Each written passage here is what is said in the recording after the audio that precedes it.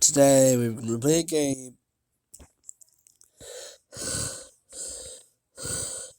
What?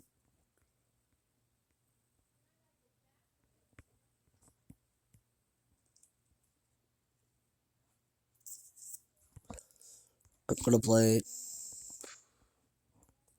No, I'm not going to play a game. I'm going to watch something.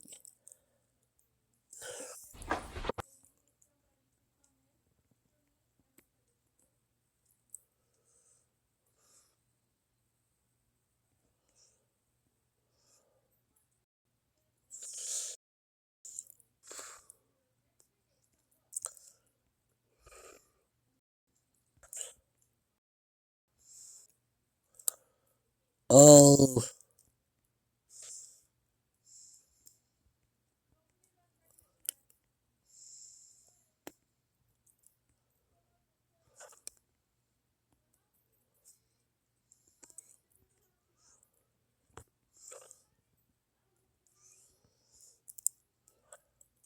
I don't.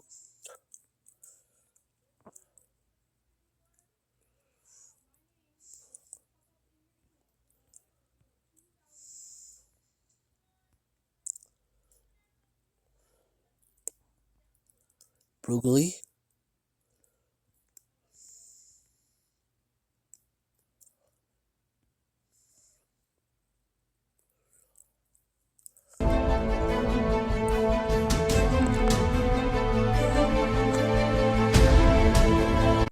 While you explore the back rooms, it's pretty easy to find yourself not being alive anymore. Levels, effects, entity attacks, and a ton of other things could happen to you, and this could signal the fact that you're gonna die. But a question that many people have about the backrooms lore is what happens to a person when they die inside the backrooms. So today in this video, I will be examining that question and be going over all of the theories and all the lore that we have about it. And trust me, it gets pretty weird, so let's go ahead and get into the video without any more explanation, and let's see what happens if and when you die in the backrooms.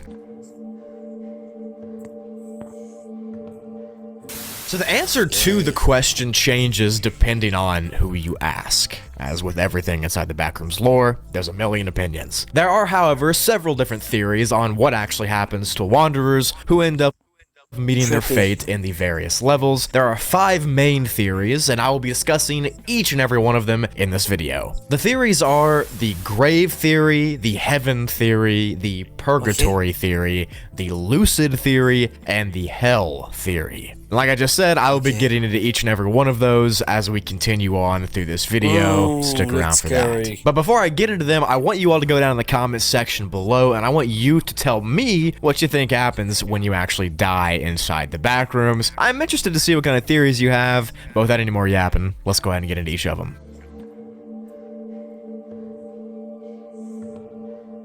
The most commonly believed and most famous theory is the grave theory, and the reason that's true is because of a little famous backrooms level known as the grave. I have a full video on that level from a couple years ago. I'll link it below if you're interested. Hopefully I don't forget to do that, I always do, but I'm not going to make you go watch the video. I'll give you a little summary here. Essentially, the grave level is a resting place, supposedly, for the souls of those who have passed away inside the confines of the backrooms. The level looks to be a huge, dark, and expansive landscape dotted with mountains and hills and rivers and strange structures all over. There's no sun in the sky, and the level is lit by a series of moons that can— Wait, you're telling me I didn't even start it?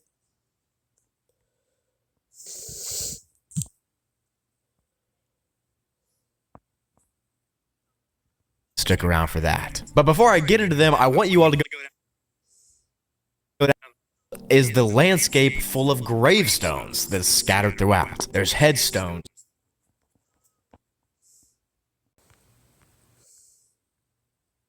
There's tombs, there's coffins, there's giant buildings with bodies. So you can be on level 0 and then kind of astrally project yourself into the grave. Again, this is dangerous to do, but the fact that you can actually see the level through that without dying might mean it's not actually where the souls truly go. It's a good theory, but as of this video, we just truly don't know what happens to people who enter the grave. If they're actually dead, or if that's not the end.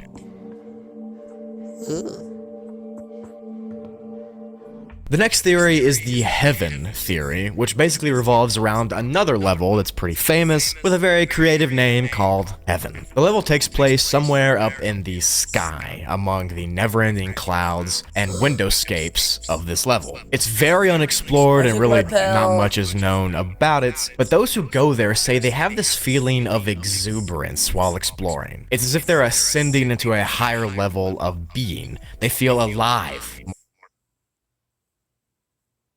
More so than they've ever felt. And usually people that find themselves there are unsure of how they got there. I know, that's kind of strange. Again, I have an entire video on this level, go check it out. But those crazy feelings of ascension pretty much make some people believe that you're actually ascending into heaven and you had to die to get here. We can't be for sure, since literally so little is known about it, but that's all we know. It's a theory, not the best, not the worst. Kinda cool.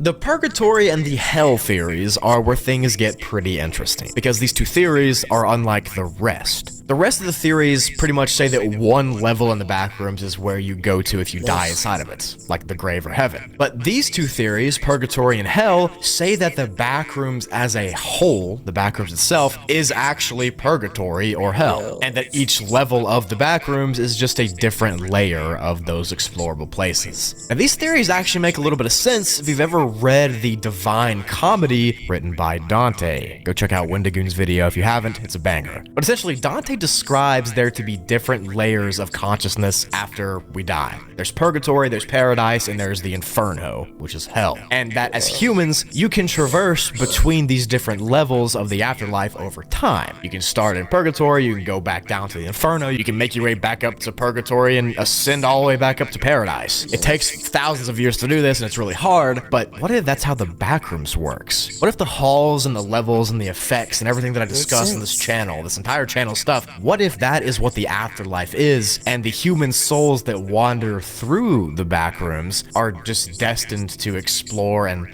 level up through the different places for all eternity? It kind of perfectly matches the Divine Comedy, and it kind of makes sense too. But for this entire theory to be real, it would mean that you have to die in real life, and then that's how you get sent to the back rooms. So technically, you couldn't actually truly die in the back rooms. You just get ascended or descended down to levels based on what you do. I have a crush on my best friend. My life has changed ever since I met him. Why are you so cute?